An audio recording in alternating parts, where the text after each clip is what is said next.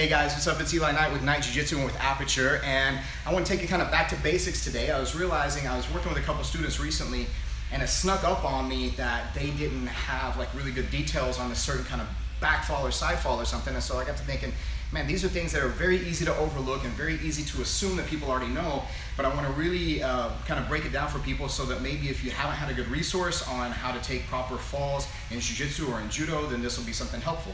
The first one I want to start with is a back fall. A back fall comes in really handy because it has a really good principle in it that helps me understand how to disperse the pressure of a fall, and that's what these break falls are really all about. It's about understanding mechanically how I'm hitting the ground and how to dissipate the pressure so that it doesn't all kind of compact and hit in one certain place and cause injury. The first one is a back fall.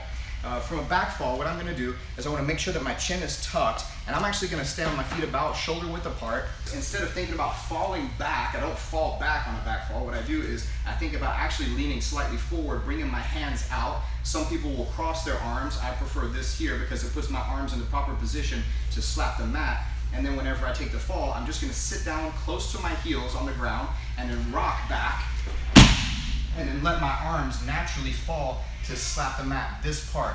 Don't hit the back of your hand on any break fall because that's going to probably break your hand eventually because it's not as much padding. But this has better padding, so I let the hands fall naturally like this. I'm actually slightly leaning forward, almost like I'm going to dive forward, but that's going to help me develop a natural curve in my back. My bottom hits first. I rock from my butt to my back or to my shoulders, so I rock back this way. When I'm slapping, I'm not trying to reach my arms out. That's more likely to cause shoulder injuries or to create whiplash or to hurt my elbows if I land like this. So that's one of the most common mistakes I see on a back fall. So instead, I'm just letting my arms naturally relax, and at the end of the rock, I let them fall to slap. So I'm not trying to forcefully have to smack them to the mat. Again, what that slap does, and this is maybe not the way you want to fall on concrete, but this is the way we're going to fall on the matted surface on the tatami here. So whenever I do that, it helps to disperse that weight and kind of depressurize the fall so it's not all centralized and causes injury. This way, I want to rock back up and land in this position so that each time I'm incorporating a technical stand-up whenever I end my back fall. So whenever I end the back fall here, I get to this position, I can let the arm rest here, or if I'm really practicing technical application, I may use this as a block or a cover, and then I stand in this three-point stance for my technical stand-up for my standing in base, and then I'm back.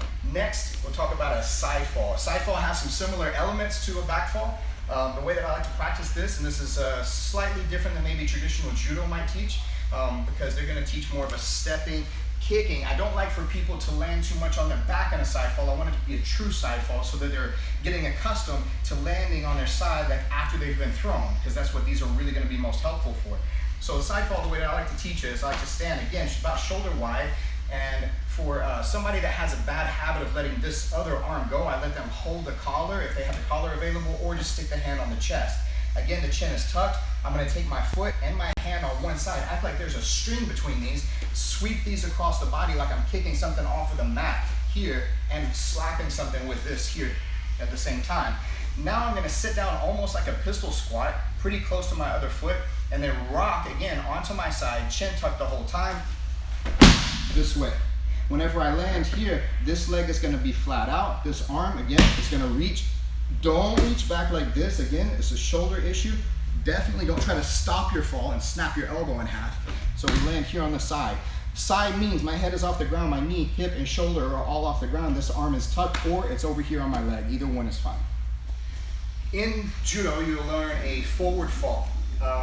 I don't typically have a lot of application for that. I don't usually show it. So the main thing that I get students doing right away for the most basic is to get them to do rollouts instead. And I'll show two different types of rollouts. I'll show one that the way that I was always taught them coming up, there's more of this, one more Jiu-Jitsu style and one more Judo style. Both have application. I practice both of them, and they're both going to be helpful. So when I'm starting this rollout, I want to take a step forward. Whichever side I step forward on, I'm going to plant the other hand, just touch it lightly to the ground, and it creates this archway like this. I'm going to tuck my hand and my head through like I'm trying to look into my armpit on this side. I'll push off my back leg and go over this right knee here like this, from shoulder here, left shoulder, to right hip. This first version is more of a judo style because we're landing in a bit of a side fall. right? So whenever we go here, I touch down, I tuck here this way, tuck my head through to the armpit, this direction. And you notice I land in the side fall position again. My hand is here, my head is off the ground, knee, hip, shoulder, all up on the side like this. One that's maybe a little more concentrating on the roll than on the fall is what we would call the Jujutsu version of this. And a Jujutsu version, this would be like more of Japanese Jujutsu version rather than that flat side fall kind of ending like a Judo version has. So on the Jujutsu version here, I'm gonna step out the same way, hand's gonna go down the same roll, except instead of landing flat out in the side fall, I come right up to stand. So the way that looks here, I step forward, left foot forward, right hand's gonna go down, I tuck my left side through, and then here. So this leg that would be flat out at the end of the Judo side fall, this one is tucking now and I'm coming up off of my knee. So by keeping these kind of a part of your practice, you're gonna learn about better structure, better technique, you're gonna keep yourself safe, and you're gonna help avoid injury off of throws and takedowns. So I hope you like them, guys. Let me know what you think about them, and keep watching Night Jiu-Jitsu and Aperture, guys. Thanks.